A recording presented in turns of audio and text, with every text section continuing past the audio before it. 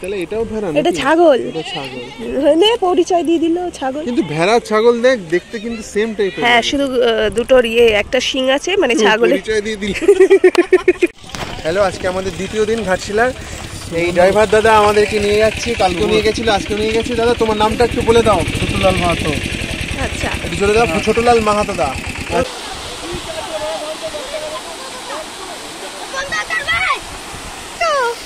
বাবারে উঠছে, বলছি চোখে জল পড়ছে। আর এই যে ববু ফিট খাচ্ছে, কারণ ববু অনেক লম্বা আর আমিও লম্বা। দাপর যুগের থেকে এই শিবলিঙ্গটা, আচ্ছা, ওই মন্দির ছিল বাইরে। আর এটা পঞ্চপাণ্ডব এটা দিয়ে পুজো করে, যে 5 নম্বর দিয়ে উড়িষ্যা গেছে ওরা, ওইটা দিয়ে।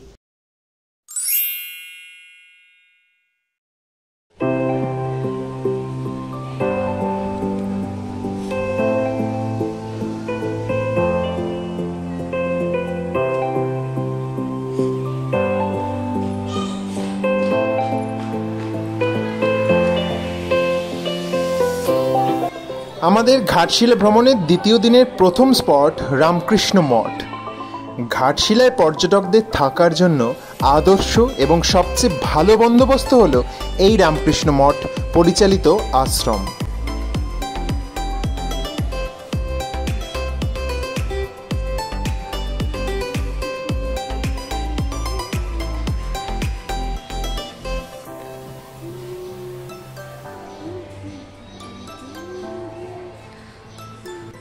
পবিত্র ও নির্মল পরিবেশে একদম নিরাপদ আশ্রয়।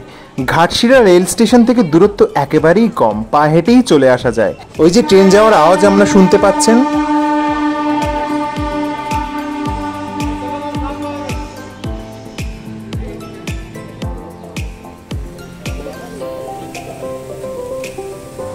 সমগ্র ক্যাম্পাসটি ভীষণ সুন্দর ও পরিপাটি করে সাজানো। বিভিন্ন ধরনের ফুলের গাছ, বিভিন্ন রং বেরঙের ফুলের গাছ, গোলাপের বিভিন্ন টাইপ, মানে দেখে মনটা শান্তিতে ভরে যায়।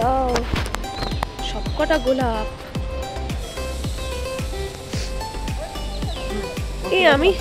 আমি ডালিয়া ভেবেছি, বাট এগুলো গোলাপ। কি লাগছে, ফোকাস হচ্ছে না, হাওয়ায় নড়ছে তো। গোলাপ,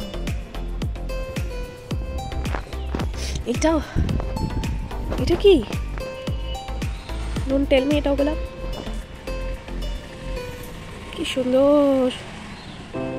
ভগবান এখানেই থাকে, ভগবানের আসার জায়গা করে দিলেই ভগবান চলে আসে। সাদা গোলাপ, সো প্রিটি।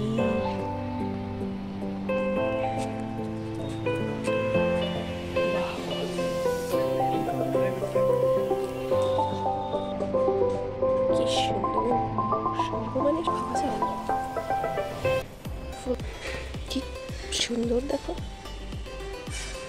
আমাদের বাড়িতেও আছে।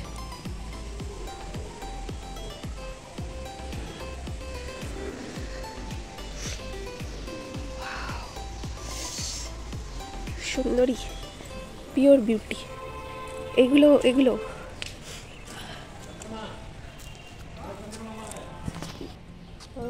ভিডিও কি দেখাবো, আমার তো মনে হচ্ছে ছবি তুলি।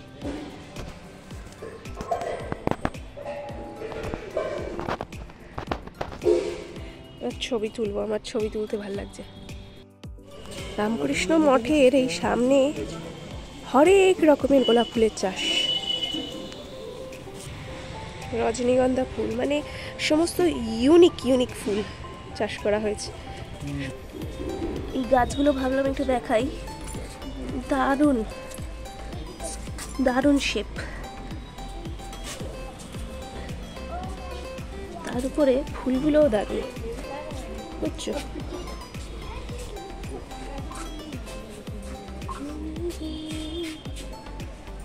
এখানকার শান্ত নির্মল পরিবেশ আপনার মনকে এক মুগ্ধতা ও শান্তিতে ভরিয়ে দেবে। বাঙালি পর্যটকদের কাছে এই রামকৃষ্ণ মঠের জনপ্রিয়তা খুবই বেশি, তবে অনেক আগে থেকে রুম বুক না করলে রুম পাওয়া কিন্তু একেবারেই অসম্ভব। ওখানেও কিছু ফুল আছে। আমরা এখন স্বামী বিবেকানন্দ ভবন, এটা রামকৃষ্ণ মঠ ঘাটশিলা এরিয়ায়, তাই না বাবু? কিন্তু সেটা কিন্তু স্কুল অ্যাটাচ নেই কোনো, কিন্তু কোনো স্কুল অ্যাটাচ নেই, তাই না? ওখানে ফুল আছে কিছু, খুব সুন্দর। এই ফুলটা দেখবো, হলুদ রঙের।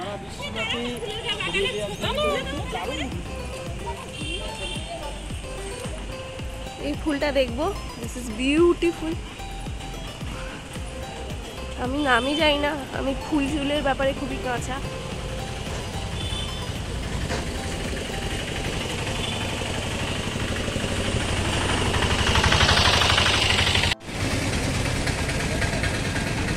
এরপরে আমাদের ডেস্টিনেশন হলো বিভূতিভূষণ বন্দ্যোপাধ্যায়ের বসতবাড়ি গৌরীকুঞ্জ। বিভূতিভূষণ বন্দ্যোপাধ্যায় ছিলেন একজন প্রখ্যাত বাঙালি ঔপন্যাসিক এবং লেখক। 1928 সালে তার প্রথম উপন্যাস পথের পাঁচালী প্রকাশিত হয়, যা তাকে সমালোচকদের দৃষ্টি আকর্ষণ করে। পরবর্তী বছরগুলিতে পথের পাঁচালীর মাধ্যমে বিভূতিভূষণ তাৎক্ষণিকভাবে বাংলা সাহিত্যে একটি বিশিষ্ট নাম হয়ে ওঠেন। তিনি ঝাড়খণ্ডের ঘাটশিলা শহরে থাকাকালীন পথের পাঁচালী লিখেছিলেন এবং প্রকাশ করেছিলেন। বন্দ্যোপাধ্যায় 1950 সালের 1 নভেম্বর ঘাটশিলায় মারা যান। তার বাড়ি টাটানগর রেল স্টেশন থেকে সড়ক পথে প্রায় 58 কিলোমিটার দূরে এবং ঝাড়খণ্ডের পূর্ব সিংভূম জেলার ঘাটশিলা ব্লকে অবস্থিত। বাড়ির সীমানার মধ্যেই আছে একটি মঞ্চ, যার নাম তারাদাস মঞ্চ। বিভূতিবাবুর ছেলে তারাদাস বন্দ্যোপাধ্যায়ের নামেই এই মঞ্চের নামকরণ হয়েছে। সেই সঙ্গে এই মঞ্চটি হলো একটি পাঠশালা, যার নাম দেওয়া হয়েছে অপুর পাঠশালা। স্থানীয় শিশুদের এই পাঠশালায় বাংলা মাধ্যমে শিক্ষা দেওয়া হয়।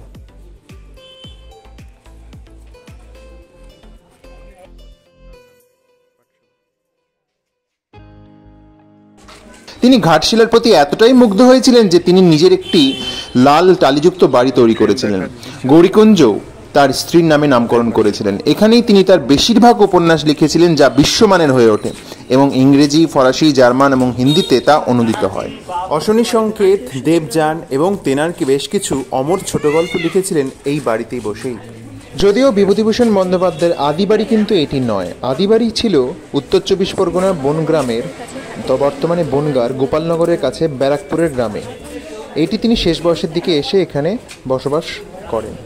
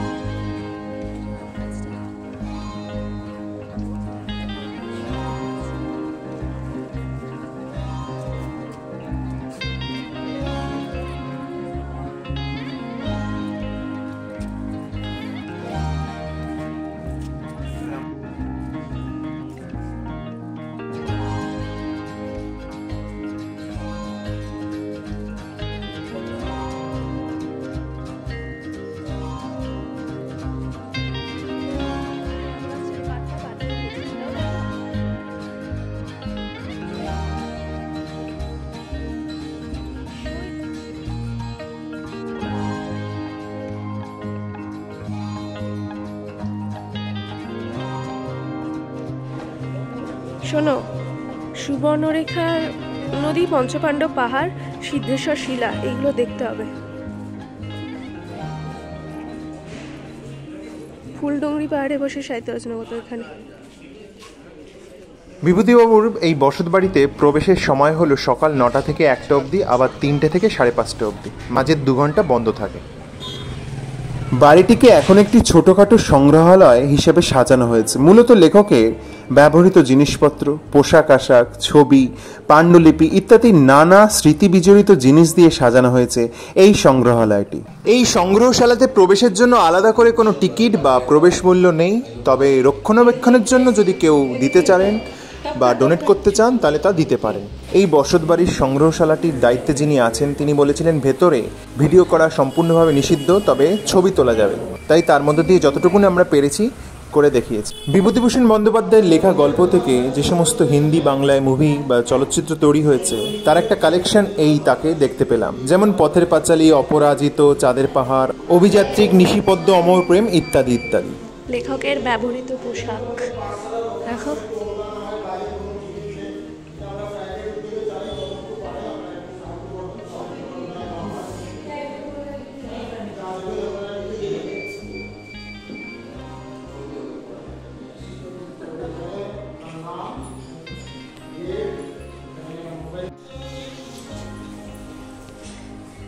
দুটো রুম, এই দুটো রুমেই লেখক থাকতো। ছবিটা তুলে দাঁড়াও, কি সুন্দর কত কি লিখেছে, উপন্যাস, গল্প, নিচেও। ওনার বংশধররা এখন কলকাতায়, কলকাতায় না পুত্রবধূ নাতি নাতনি সবই কলকাতাতে থাকে, আসেন মাঝে মাঝে আসেন। ভিডিও করবেন না? ভিডিও করছি না, ছবি ছবি লেবেলে দাঁড়ানো।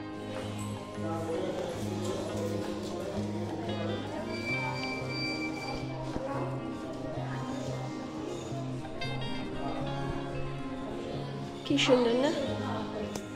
হ্যালো, আজকে আমাদের দ্বিতীয় দিন ঘাটশিলার। এই ড্রাইভার দাদা আমাদেরকে নিয়ে যাচ্ছে, কালকেও নিয়ে গেছিল, আজকেও নিয়ে গেছে। দাদা তোমার নামটা একটু বলে দাও। ছোটলাল মাহাতো। আচ্ছা, একটু জোরে দাও। ছোটলাল মাহাতো দা। আচ্ছা, কালকে আমাদের নিয়ে গেছিল সুবর্ণরেখা, ওটা কোনটা আর আজকে এটা কোনটা? কালকে গিয়ে নিয়ে গেছিলাম রাজবাড়ি রিভার সাইডটা, আজকে এনেছি আমরা সুবর্ণরেখার রাতমোহনা ঝর্ণা। রাতমোহনা মানে এটা কি স্পেশাল? রাতমোহনা কেন? রাতমোহনা এখান রাতমোহনা এই ঝর্ণাটা আছে না, ওই জন্য রাতমোহনা এখানে নামটা দিয়ে দিচ্ছে রাতমোহনা। জানো পাহাড়ি নদী একটা পড়ছে ঝর্ণা, ওই জন্য রাতমোহনা। ওই যে নদীটা ওদিকে থেকে আসছেন, আমরা ওই যে পার করলাম নালাটা, ঝর্ণা পাবেন দেখতে। ঝর্ণা পাবো, পাহাড়ি নদীটা পড়ছে। আরেকটা জিনিস বিভূতিভূষণ এখানেও লিখেছিলেন, কোন গল্প লিখেছিলেন? এখানে না, ফুলডুঙ্গিতে লিখেছিলেন, ফুলডুঙ্গরি পাহাড়ে। আরেক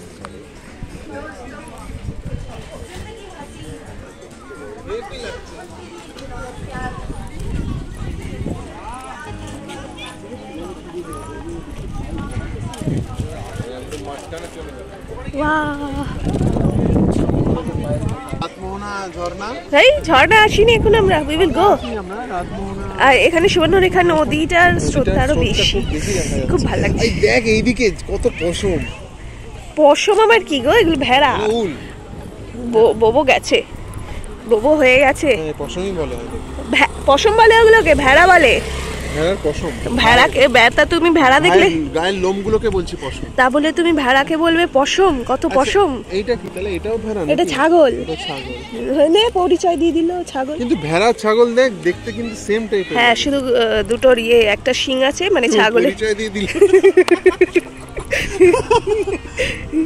এই যে এইখানে তুমি একটু কনফিউজ হতে পারো যে এটা ভেড়া না ছাগল। দেখতে ছাগলের মতো, বডিটা ভেড়ার। এখানে আসলে সবাই একসাথে থাকে তো, তাই একটু হাইব্রিড হয়েছে। সমঝনে ওয়ালে সমঝ যায়গে। এটা কি? এই আমরা কি ওইখান দিয়ে এলাম? ও বাবু, আমরা মানে আমরা যে এলাম ওই ব্রিজটা ক্রস করেই এলাম, তাই না? হ্যাঁ, ওই ব্রিজটা ক্রস করেই আমরা এলাম। ও ওয়াও ওয়াও ওয়াও।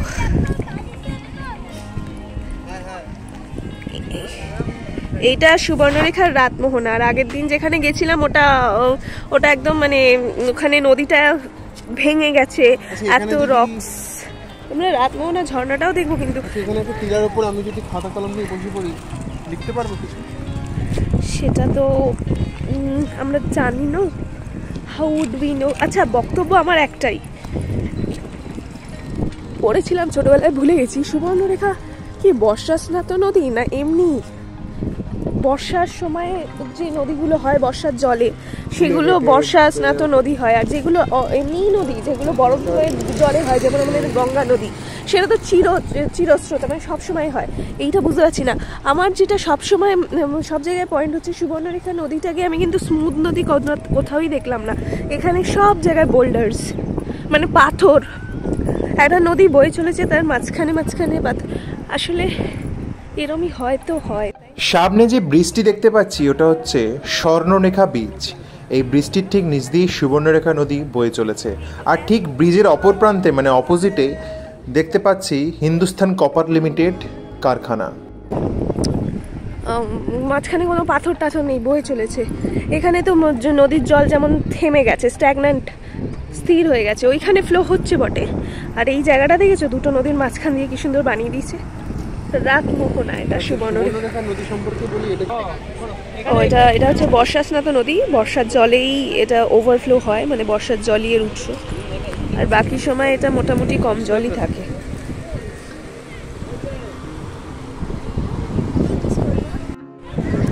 প্রচন্ড হাওয়া দিচ্ছে।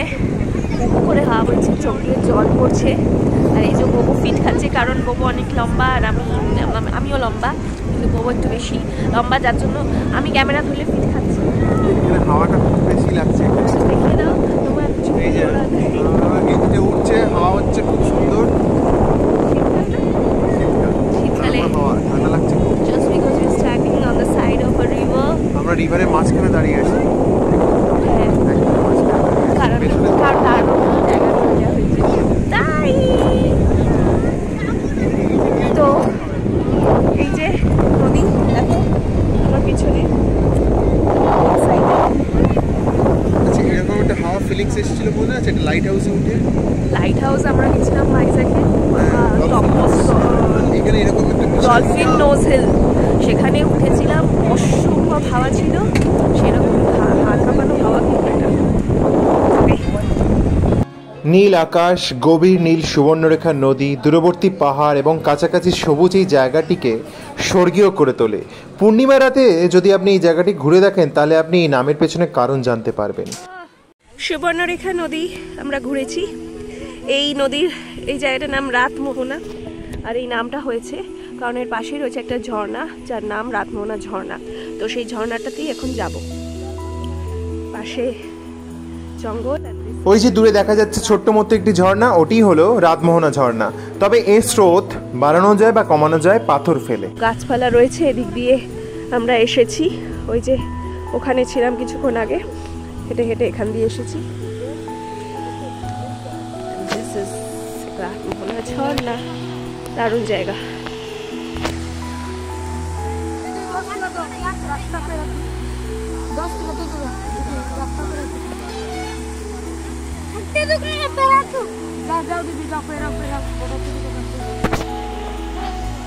ব্যাগটা ওখানে আনতে দে, ব্যাগটা ওই যে আমার বয়ের কাছে। ব্যাগ এনে আমি যার সময় দিচ্ছি। ওয়েট, 10 টাকা। ওরে বাবারে,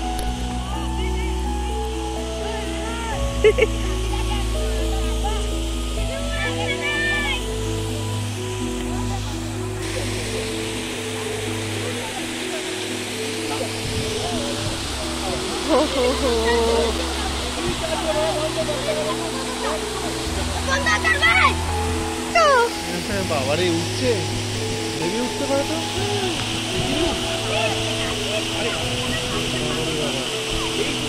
বলছে বন্ধ কর মানে ওরা কি জল ধরে নাকি? তুমি নাম কি বললে?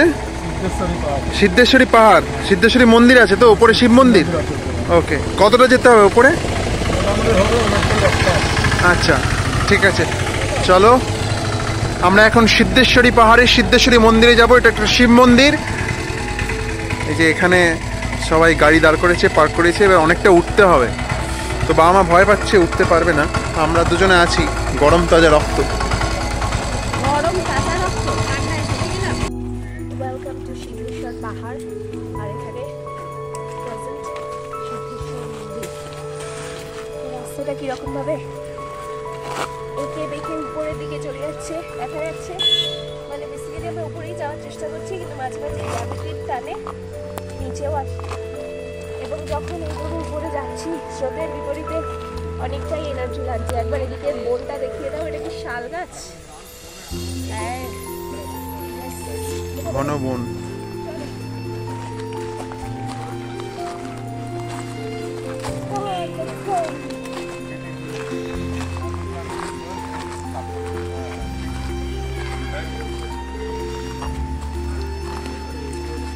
দাদা মন্দিরটা কি অনেকটা উঁচুতে? আমি যাইনি রে ভাই। আচ্ছা, আমি কিছুটা এগিয়ে নেমে এসেছি, শুনেছি অনেক খাড়াই।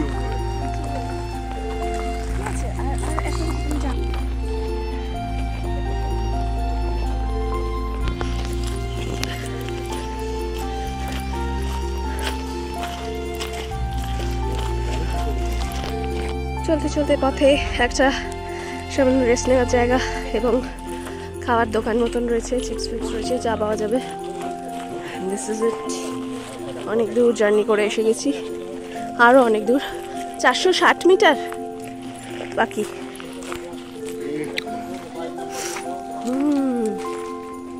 ও এটা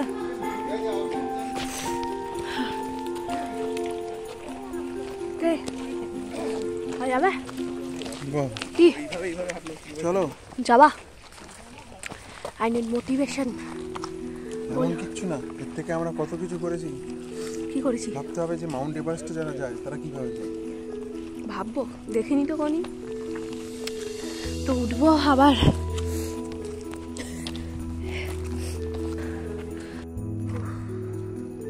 রীতিমতো হাঁপাচ্ছি। জায়গাটা দেখো, এই যে বোবো চলে গেছে, উঠছি আসলে উঠছি তো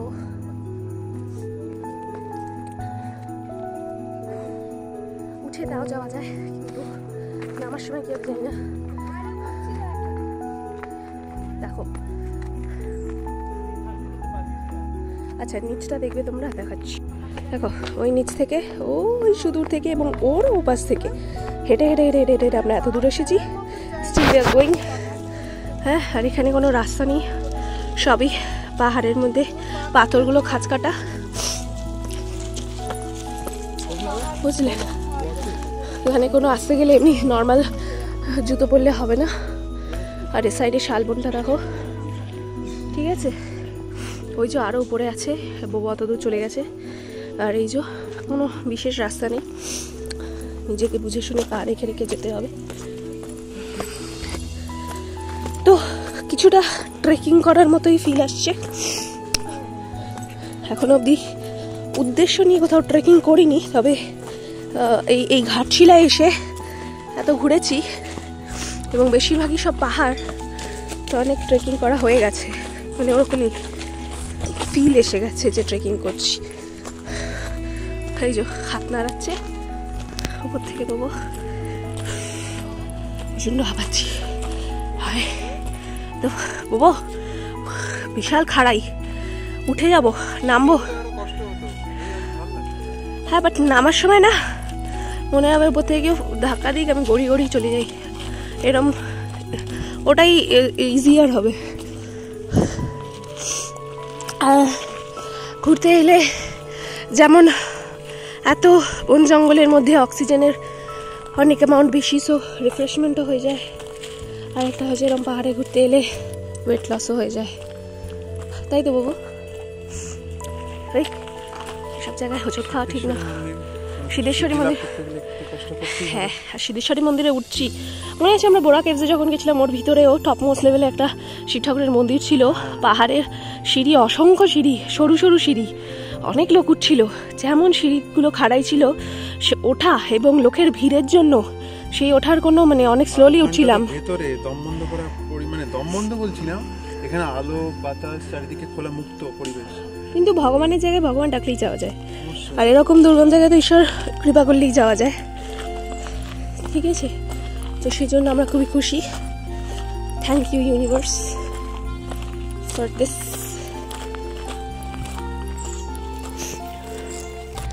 এখান থেকে যেখানে দাঁড়িয়েছি, এখান থেকে 235 মিটার, নিচ থেকে তো আরও অনেক মিটার ছিল, মাঝখানে একটা দোকান ছিল, সেখান থেকে 460 মিটার। তো টোটাল কত মিটার হাঁটলাম গিয়ে বলছি।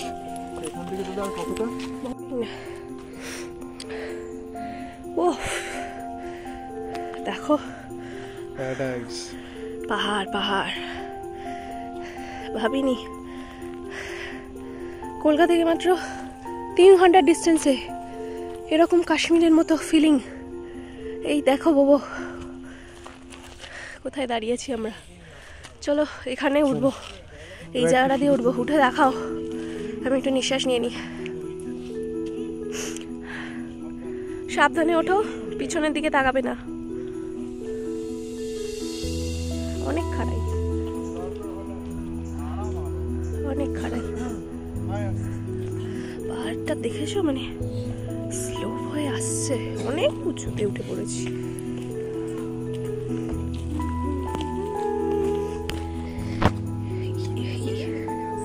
ये हंसी वादियाँ, ये खुला आसमां, माय गुडनेस। এখানে বসে, এইটা হচ্ছে সিদ্ধেশ্বর পাহাড়, এখানেই হচ্ছে সিদ্ধেশ্বর মন্দির, এবং এইখানে বসে হ্যাঁ মন্দিরে পৌঁছবো। বলে দি এই সেই পাহাড়, এখানে বসেই আমাদের বিভূতিভূষণ বন্দ্যোপাধ্যায় তার সমস্ত মানে উপন্যাস, গল্প, কাহিনী লিখতেন এবং এই জন্যই ওনার উপন্যাস, গল্প, কাহিনী সব অতুলনীয়, অদ্বিতীয়। ঠিক আছে, ওনার মতো লেখক পাওয়া যাবে না, কারণ উনি, এটা ওনার গ্রাম, এটা ওনার জায়গা, ঘাটশিলা, এখানে উনি জন্মেছিলেন। এবং এখানকার পরিবেশ দেখো, এখানকার পরিবেশ দেখো, এই পরিবেশ যদি কেউ পায় তার লেখনী অনবদ্য হতে তো বাধ্য, তাই নয় কি? These are the boulders of this mountain, Siddheshwar পাহাড়। Bobo, finally we have reached the peak point. প্রায় 1900 ফুট উঁচুতে আঁকাবাঁকা খাড়া রাস্তা ধরে একটু হাঁটা আর একটু বিশ্রাম করতে করতে পৌঁছে গেলাম একেবারে পাহাড়ের শীর্ষে। শিব মন্দির, শিবলিঙ্গ একই সঙ্গে দেখতে পাওয়া যায়। চারিপাশে সারিবদ্ধ পাহাড়, তার যেন আদি অন্ত নেই। বেড়াতে আসার সার্থকতাও খুঁজে পাওয়া যায় এই সিদ্ধেশ্বরী মন্দিরে আসলে।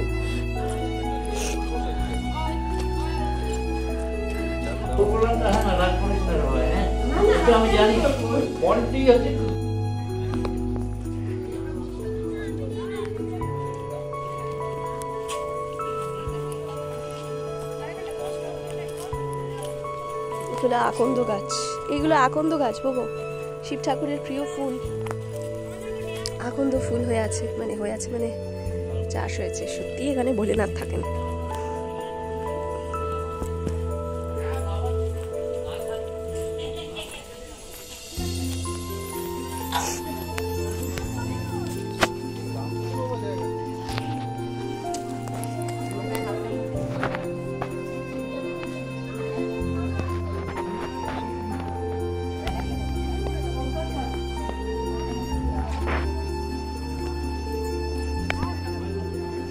পুরো পাহাড়ের মাঝখানে একটা মন্দির, চারিদিক পাহাড় ঘেরা। দেখাচ্ছি, পাহাড়টা পুরো কুয়াশাচ্ছন্ন হয়ে আছে, তোমরা দেখতে পাবে পাহাড়, কিন্তু চোখে, খালি চোখে যা আমরা দেখছি, ফোনে সেটা ক্যাপচার হচ্ছে না, কারণ একদমই কুয়াশাচ্ছন্ন।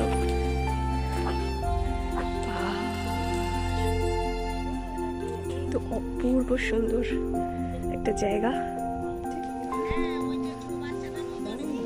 উঁচু থেকে নিচের জায়গা, অনেক উঁচু। এই কুয়াশা কাটতে কাটতে অনেক।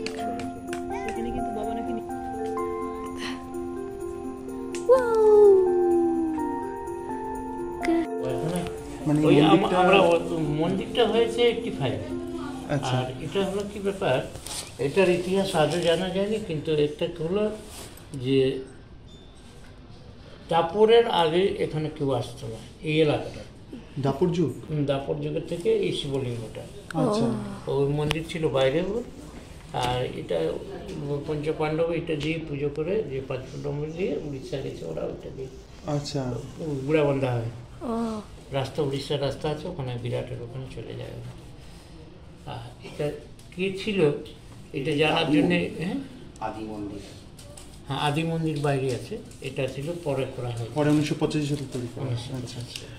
শিবলিঙ্গ অনেকদিন ধরে, আর শিবলিঙ্গটা বহু কালে থেকে দাপর যুগ থেকে আছে। দাপর যুগ থেকে আছে, আচ্ছা। না কাল নির্ণয় করা মানে যেসবগুলো তথ্যগুলো জানার যোগ্য ছিল না, সেগুলো সব লোপাট করে দিল যে যারা এইসব অসামাজিক তথ্যের লোক যারা। এটা যদি সব সঠিক জানা যেত না, বহু প্রাচীন। এটা মন্দিরটা খুব বাইরে আমি তোমাকে দেখাচ্ছিল, এখানে মন্দির ছিল। জয় মা ভবানী। আপনার নাম কি? আমার হরি বললে সবাই জানে। আচ্ছা, তাহলে কি প্রতিদিন যাতায়াত করতে হয় উপর নিচে? প্রত্যেকদিন। এই যে এটা মন্দির ছিল, এই যে গোলাপের ছিল,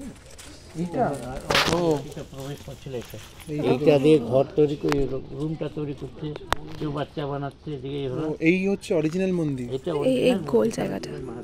এটা আরো একটু ছিল, একটা লেভেল ছিল, আর এইগুলো খুব সুন্দর ছিল। উপরের মধ্যেখানে এটাগুলোকে তো তুলে দিল, হ্যাঁ মোটামুটি এটা এতটা লেভেলের থেকে এটার মধ্যেখানে এটা ভেঙে গেছে কি করে? তুলে দিয়েছে বহু 1000 বছর আগের মন্দির।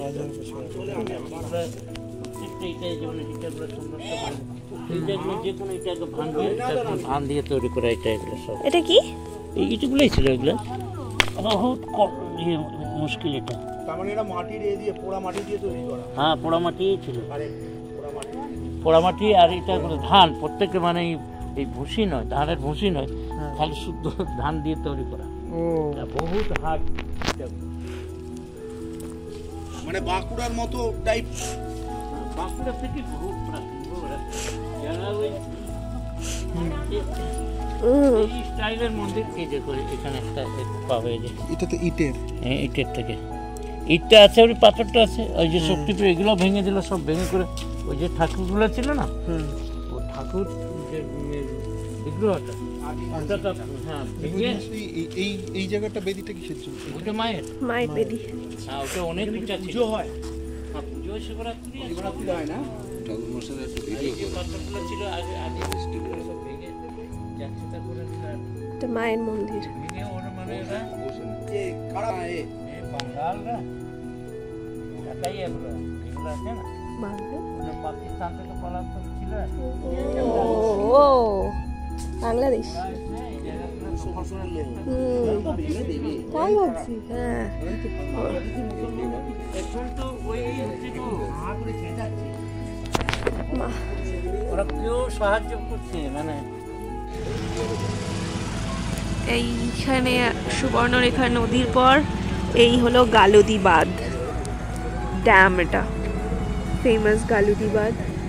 এই হচ্ছে লক গেট, বাঁধের গেট। জল যখন জমবে, জমানোর ইচ্ছা, তখন গেট বন্ধ থাকবে, আর তারপর গেট খুলে দিলেই জল ছাড়বে। এইখানে স্কেল রয়েছে, এই মাপকাঠির একটা লিমিটের উপরে উঠে গেলেই সেটা হয়ে যাবে ফ্লাড, তখন জল ছেড়ে দেবে।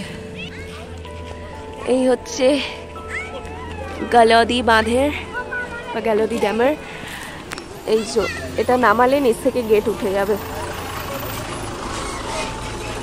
ড্যামের উপরে ভীষণ রাস্তা না, সুবর্ণরেখা নদীটা চলে গেছে দেখো, লাইক কত দূর দ্বিতীয়, ভাবো কতটা বড়, এতটা বড় ড্যাম, বিশাল চওড়া।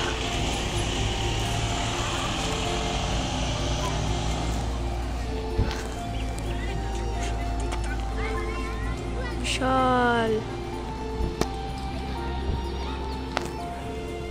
এখানে বসার চওড়া জায়গা, চওড়া চওড়া বাঁধ, এখানে কেউ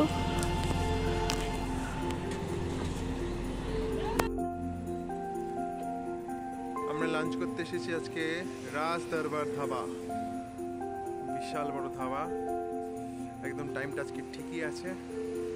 আজকে আমরা এখানে লাঞ্চ করব। এই প্রসঙ্গে বলে রাখি, তোমরা যারা ডে 1 ঘাটশিলার ভিডিও দেখেছো তারা দুপুরে লাঞ্চ করবার জন্য একমাত্র বুরুটিতেই এসো, কারণ সেখানে অনেক রিজনেবল প্রাইসে বিভিন্ন টাইপের হোটেল খাওয়া দাওয়ার পাবে, কিন্তু বাইরে অন্যান্য কোনো জায়গায় এরকম রিজনেবল প্রাইসে ভালো হোটেল পাবে না। খাটিয়াও বসে খাওয়া যায় বাবা, দেখেছো খাটিয়ার ব্যবস্থা আছে কি সুন্দর, খুব সুন্দর, একটা আলাদা ফিলিংস আসে।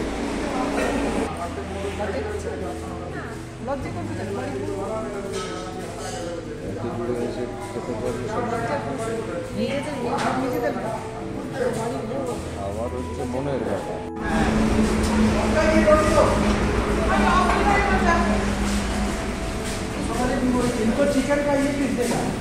আবার সবজি তো খুব কম, নিরামিষ দিয়েছে তো,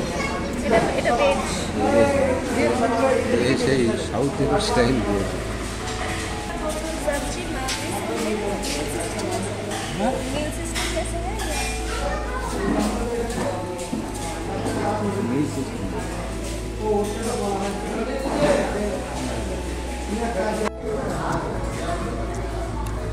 টুকি ডিমটা একটু হাত দিয়ে দেখা,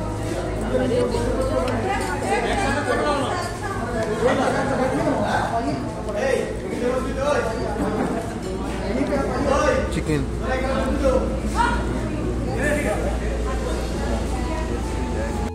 চলে এলাম আমরা ঘাটশিলার দ্বিতীয় এবং শেষ দিনের শেষ গন্তব্যস্থল ফুলডুংরি পাহাড়। গালুডি থেকে প্রায় 7 কিলোমিটার দূরে অবস্থিত ফুলডুংরি পাহাড় লম্বা গাছ দিয়ে আবৃত এবং লম্বা ঘাস ছিল অনুপ্রেরণার উৎস অংশ। আরণ্যক উপন্যাসে আরেকটি সেরা সৃষ্টির জন্য বিভূতিভূষণকে ধন্যবাদ, যেখানে তিনি তার বনের স্পষ্ট বর্ণনা দিয়েছেন। এটি একটি ছোট টিলা যা ঘাটশিলা শহরের একটি অপূর্ব প্যানোরামিক দৃশ্য প্রদান করে। এই পাহাড়টি 33 নম্বর জাতীয় মহাসড়কের ওপর অবস্থিত। এই টিলাটি বেশিরভাগ লম্বা শাল এবং মহুয়া গাছের ঘন সবুজ বনে ঢাকা। ফুলডুগরির ঘন বনের মধ্য দিয়ে হাঁটতে চাইলে এটি একটি অসাধারণ অভিজ্ঞতা হবে, যেখানে ঘন গাছপালা এবং গাছপালা সূর্যের আলো ভেদ করতেও অসুবিধা করে। লাল নুড়ি পাথরে ঢাকা একটি বাঁকানো পথ রয়েছে, যার মধ্য দিয়ে কেউ পাহাড়ের চূড়ায় উঠতে পারে। পাহাড়ের চূড়া থেকে সূর্যাস্ত এবং সূর্যোদয় দেখা যায়। ফুলডুগরি প্রেমিকের ইচ্ছা পূরণের জন্য জনপ্রিয়। এই সুন্দর জায়গাটি প্রচুর পর্যটকদের বছরের পর বছর আকর্ষণ করে চলেছে।